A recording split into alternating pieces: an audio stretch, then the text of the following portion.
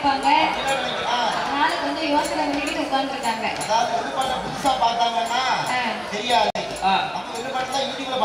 யூடியூப்ல பாத்துருப்பாங்க. ஆனா யாரும் 1 மணி நேரம் 2 மணி நேரம் உட்கார்ந்து கேட்பாங்களான்னு கேட்டு 30 நிமிஷம் ஷார்ட்ல வேணா பாத்துருப்பாங்க.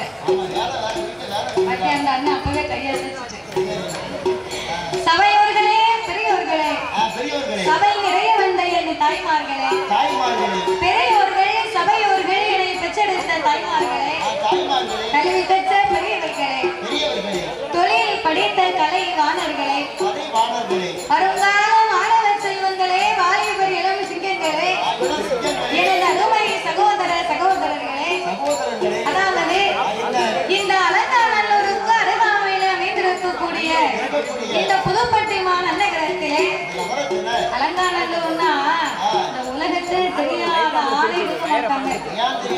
அலங்காநல்லூர் ஜல்லிக்கட்டுன்னு சொன்னா சின்ன பிள்ளைங்க கேட்டா கூட சொல்லுங்க. ஆமா, பேர் கட்ட பேர் புகழ் வச்ச குளிக்கெடுக்காயா குளிக்கெடுக்க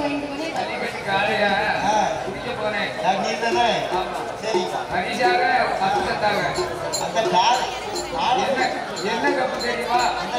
டீ கடையில ஒரு 5 கப்பு தந்தாங்க. Plastic cup. உனக்கு அதை கொடுத்தாங்கன்னு பெரிய விஷயம் நினைச்சுக்க. நான் பார்க்க வந்தேன். இருந்தாலும் வியாபாரத்துக்கு கப்பை கொண்டு போகணும்னு சொல்லி ஒரு 5 கப்பு தந்தாங்க. வீட்டு கொண்டு வச்சிருக்கேன். அதே வட்டே பேரும் புகழும் வச்ச அலங்காநல்லூருக்கு அருகாமையில் அமைந்திருக்கக்கூடிய இந்த புதுப்பட்டி மாநகரத்திலே மக்களை காத்து ரசித்து என்னென்னைக்கும் கிருபையுடனே பொதுவிருந்து வரக்கூடிய என் நம்பிகை அன்னை அகில ஆண்டு கோடி பிரம்மாண்ட நாயகி அருள்மிகு என் தாயாகப்பட்ட முத்தாரம்மனுடைய திருமாலையும் இந்த ஆலயம்.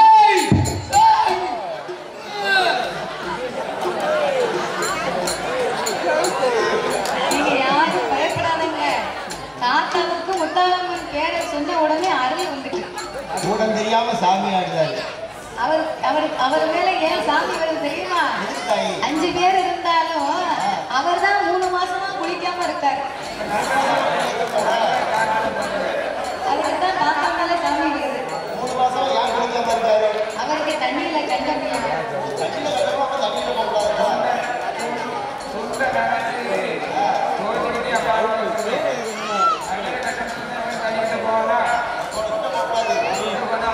அதனாலே அப்பேற்பட்ட இந்த முத்தாரம்மனுடைய திருவாலயத்திலே அவனுடைய ஆலயத்தில் வைகாசி மாதத்திலே குடை விழா பெருவிழா ஆகவே நடந்து வருகின்றது.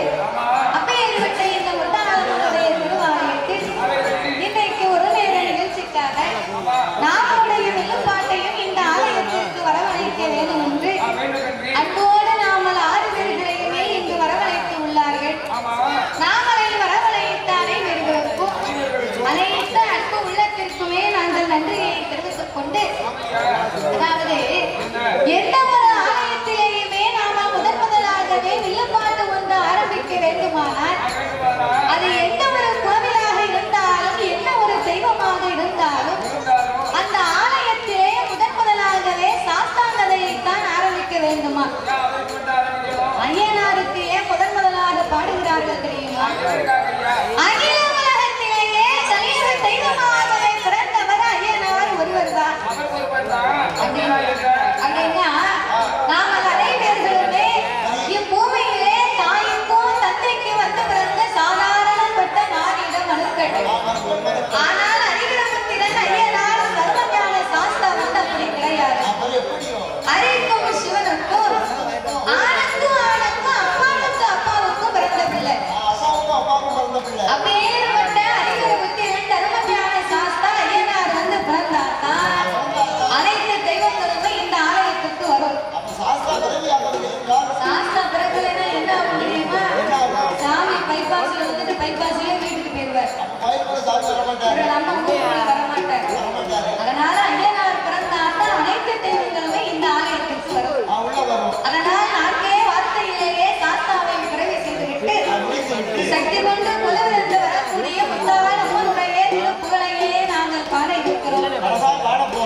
பாடக்கூடிய பாட்டிலே பல குச்சங்கள் எல்லாம் இருந்தாலும் சொல் குச்சங்கள், இசை குச்சங்கள், கதை கதை குற்றங்கள் எங்களுடைய கதையிலேயே பொருள் குற்றங்கள் சாரீர குற்றமுறை இருந்தாலும் சரீர குற்றமுறை இருந்தாலும் எங்கள் ஆளுங்கள் அடி தாளங்கள் ஒரு குறைகள் இருந்தாலும் முன் சொல்லு பின்னால் இருக்கலாம் பின் சொல்லு முன்னால் இருக்கலாம் அறிந்து பாடினாலும் அறியாமலே பாடினாலும் தெரிந்து பாடினாலும் எங்களுக்கு தெரியாமலே பாடினாலும் எங்களுக்கு முன்பாகவே இந்த ஆலயத்திற்கும் இந்த ஊருக்கும் எத்தனையோ பெரிய பெரிய புலவர்கள் பேரறிஞர்கள் கவிஞர்கள் எல்லாம் வந்து பாடியிருக்கலாம் ஆன போதிலும் அடியால் நான் ஒரு சிறு குழந்தை உங்கள் வீட்டு பிள்ளையாகிய நான் மாதவி என்னால் தெரிந்தளவு என் சிற்ற அறிவுக்கு எட்டியவாறே உங்கள் முன்னால் நான் பாடுகின்றேன் நான் எல்லாம் தெரிந்தவளும் அல்ல அனைத்தையும் கற்றவளும் கிடையாது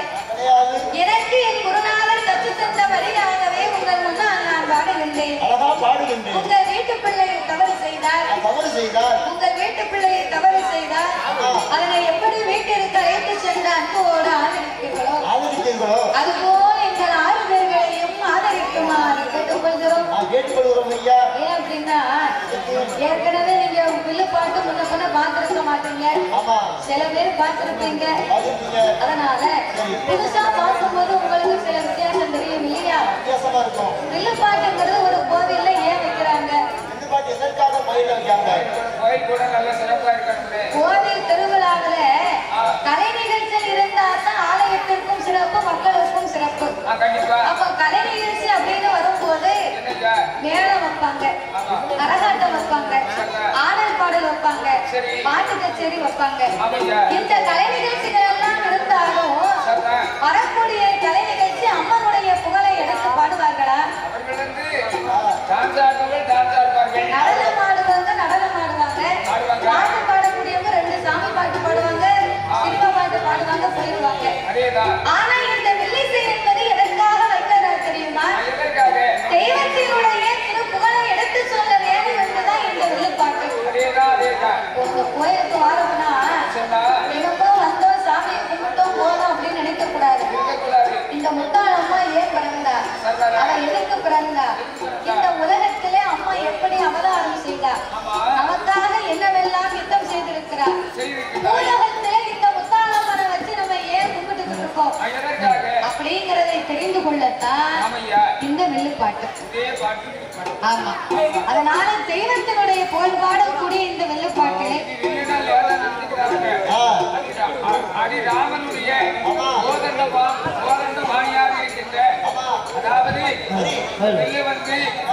பெருமாள் தான் கையிலே வளைத்து இந்த புலவத்தில் வந்து வில்லு படிக்கப்பா அப்படின்னு சொல்லி கொடுத்திருக்கிறாரு. போய்தான் அதனாலே 6 விலையில் 100 உச்சங்கள் அடியாரை ஆதரிக்குமாறு கேட்டுக்கொள்கிறோம். பாதே வலே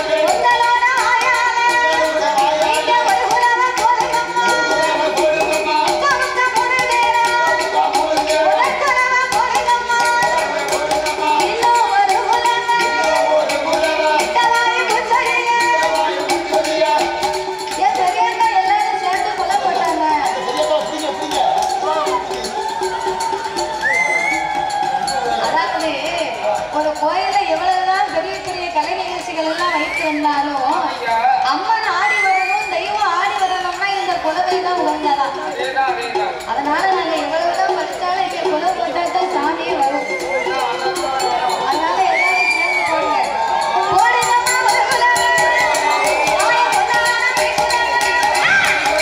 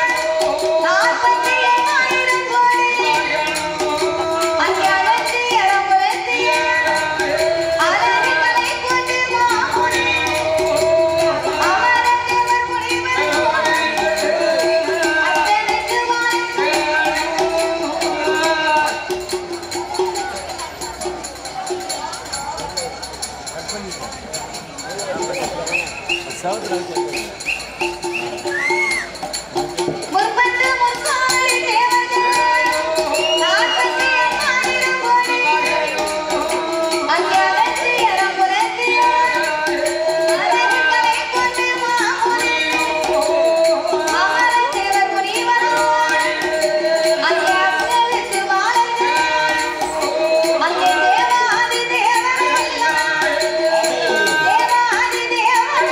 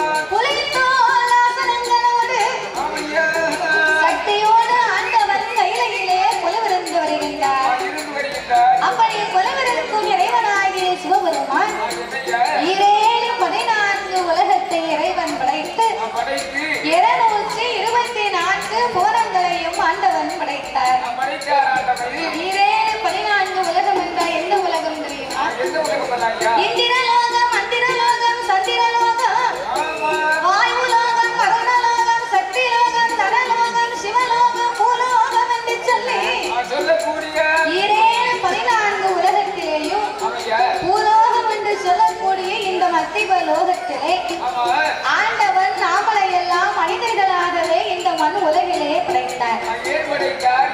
ஓர் அறிவு முதல் 6 அறிவு படைத்த நாமளை போன்ற மாநில மனுக்களை படைத்து நாமளுக்கெல்லாம் 6 அறிவை கொடுத்தார். 9 தத்துவத்தை படைத்தார். மனிதர்களுக்கெல்லாம் மொத்தம் 3 ஆசைகளை கொடுத்தார். 3 ஆசைகள் என்ன ஆசை? மண் ஆசை, பொன் ஆசை, பெண் ஆசை.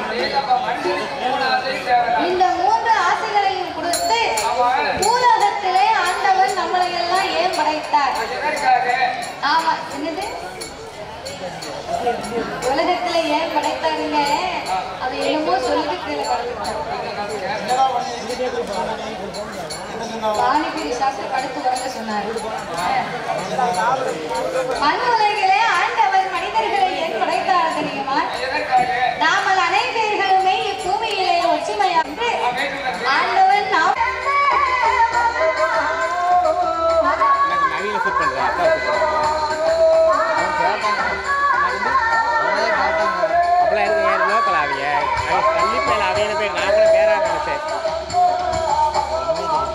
தெரியாது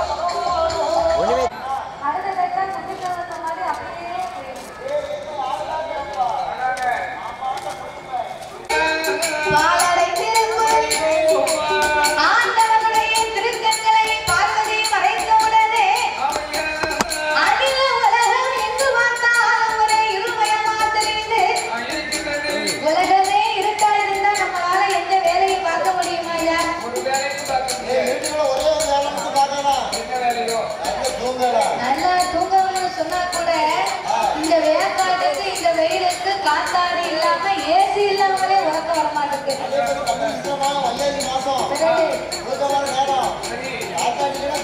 அடிக்க வெயிலுக்கும் அடிக்க வெக்கைக்கும் அடே அப்பா ஏசி இருந்தா தான் தூக்கமே வருது வருது. ஆமா, ஆனா வீட்டுல உலகமே இருட்டா இருக்கிறது ரெண்டாவது. நம்ம வீட்டுல கொஞ்ச நேரம் கரண்ட் இல்லாம நமக்கு எந்த வேலையும் பார்க்க முடியல ஐயா. இப்ப பெண்ணா பிறந்தவங்க காலையில எந்திரிச்ச உடனே இந்த பிள்ளைகளை பூரா பள்ளிக்கூடத்துக்கு அந்த ஐயாவை வேலைக்கு அனுப்பி வைக்கணும். காலையில எந்திரிச்ச உடனே அம்மா மாவு பாக்கெட் வாங்கி வச்சிருக்கா. ஆமா, விடிய காலம் வேணும்னா ராத்திரிக்கே மாவு பாக்கெட்டை வாங்கி ஃப்ரிட்ஜுக்குள்ள வச்சுக்கிடுவாங்க. ஆமா, ஃப்ரிட்ஜ் வைக்க மாட்டாயா? ஃப்ரிட்ஜ்னா முளைப்பட்டி. ஆமா, அந்த ஃப்ரிட்ஜுக்குள்ள வச்சுக்கிட்டு காலையில இந்த மாவு பாக்கெட்டை எடுத்து தோசையா இட்லியா யாருக்கு என்ன வேணுமோ கேட்டு தோசையை அரைச்சு இட்லியை சுட்டு தோசையை சுடவே இட்லியை அவிக்க. உங்க ஊர்ல எங்க ஊர்ல தோசையை அரைச்சு இட்லியை சுடணும். ஆமா, நீங்க அப்படி சாப்பிட்டு பாருங்க. ஆட்சியில 1 வாரம் சாப்பிட்டாங்க என்ன மாதிரி வீங்கிருக்கா. அப்ப இந்த தோசைக்கும் இட்லிக்கும் சட்னி வைக்கணும் பத்தியா? அதுக்கு இந்த அம்மாவை தேங்காய் வச்சு போட்டு அம்மி இருந்தா அம்மியில அரைப்பா. அந்த காலத்துல அம்மி இருந்துச்சு. இப்ப எந்த வீட்டுல அம்மி இருக்கு? அம்மி கிடையாது. வீட்டுக்கு வீடு மம்மி தான் இருக்கா.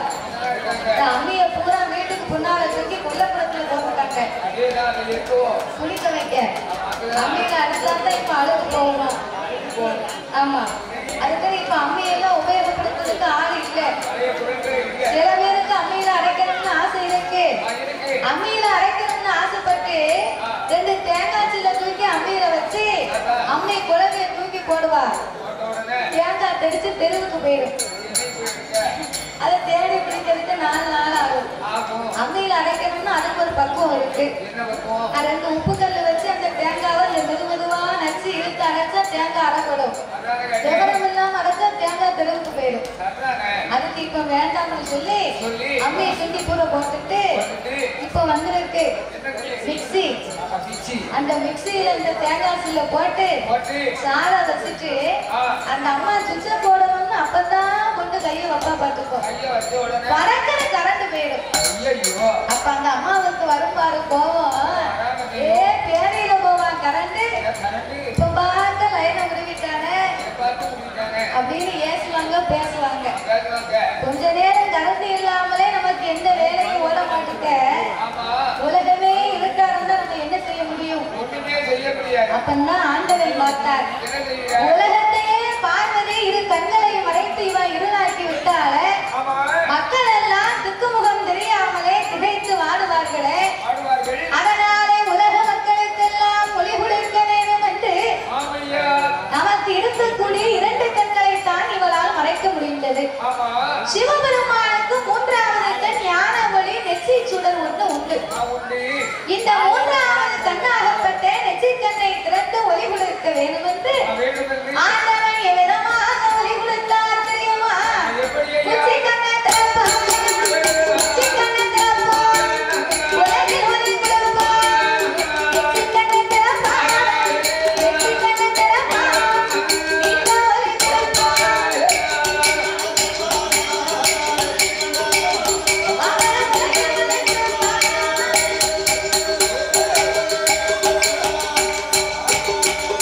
அப்பா நெற்றி கண்ணை திறந்தபோது உலகமெல்லாம் ஒளியாய், நெற்றி கண்ணை திறந்தபோது நீண்ட ஒளியாகுமே.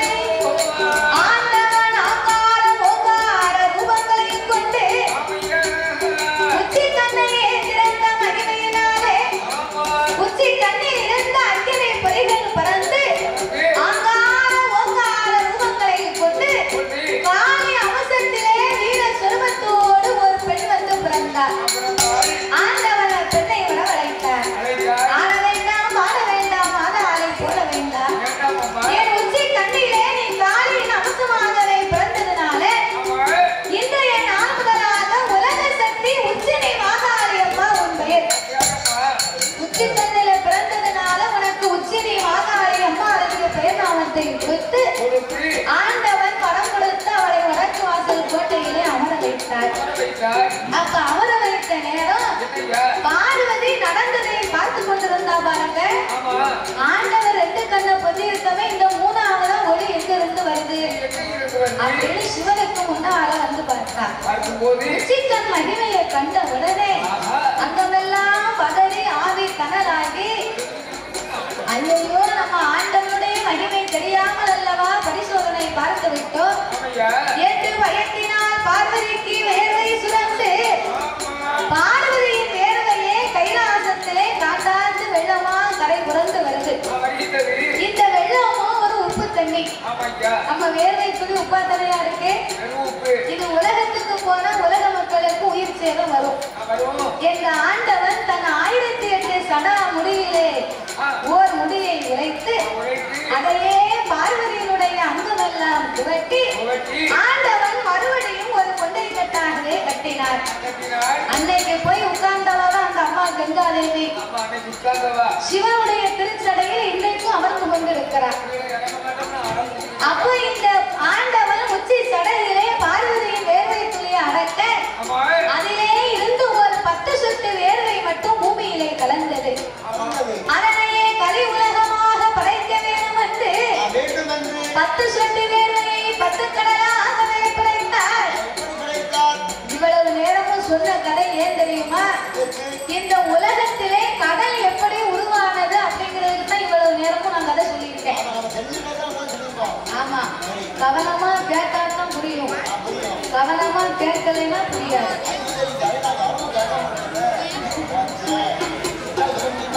பத்து கடலும் எப்படி உருவானது என்பதற்காகத்தான் இவ்வளவு நேரமும் கதை படிச்சிருக்கோம். அம்மாவுடைய கதையை படிக்கணும்னா அவ பிறந்து வளர்ந்து வயதுக்கு வந்து கோட்டை போட்டு ஆண்டு மகுடாசுரனை வரை முடித்து முத்துவரம் வாங்கி முத்து போட்டு முத்து இறக்கி பகவானிடத்தில் பரிசோதனை பார்த்து பூலோகத்துக்கு வரணும். இந்த அம்மாவுடைய கதையை படிக்கணும்னா எங்க ஊர்ல 4 நாள் படிப்போம்.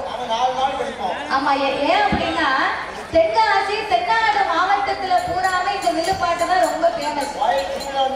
இப்ப இந்த நாடகம் கரகாட்டம் எவ்வளவு முக்கியமோ அத மாதிரி இந்த வில்லுப்பாட்டு இருந்தா தான் எங்க ஊர்ல திருவிழாவே நடக்கும் பாருங்க. ஆமா, அதனால அம்மாவுடைய கதையை பாடுனா எங்க ஊர்ல 4 நாள் பாடுவோம். 4 நாள் படிச்சீங்கன்னா பக்கத்து ஊரா இருக்கும். உடனே போக உங்க வீட்டுல சாப்பிட்டு போய் கோயில படிக்க வழி எங்க இருக்கு? காலையில 6 மணிக்கு நாங்க பிறப்போம். அப்படியெல்லாம் கிடையாது. எந்த ஊருக்கு போனாலும் எங்களுக்குன்னு ஒரு இடம் கொடுத்து எங்களுக்குன்னு சாப்பாடு கொடுத்து எங்களை ஆதரவு பண்ணி வைப்பாங்க. நாங்க 4 நாளைக்கு படிப்போம். 4 நாள்லாம் ஃபுல்லா படிக்க மாட்டோம். ஒரு நாளைக்கு 4 மணி நேரம் 5 மணி நேரம் அப்படி பாடி பாடி பாடி 4 நாளைக்கு படிப்போம். ஆனா இன்னைக்கு ஏன் மக்கள் வந்து இதனை கவனிக்க மாட்டாங்க தெரியுமா? இதனை விடிய விடிய உட்கார்ந்து கேட்கக்கூடிய பொறுமை வந்து மக்களுக்கு கிடையாது. வேகமாக போய்கொண்டிருக்கக்கூடிய உலகத்துல சீக்கிரமா முடிச்சிருவாங்களா இல்ல ஆடி பாடி படிப்பாங்களா அப்படிங்கிற எதிர்பார்ப்பு தான் இருக்கே தவிர அதை கவனமா கேட்கணுங்கிறது யாருக்கும் இல்லை. மக்களுக்கு பொறுமை குறைந்ததுனால நேரமும் குறைந்துகிட்டு இருக்கு. அவ்வளவுதான் வித்தியாசம். எல்லாரும் ஆடு பார்ப்பாங்க.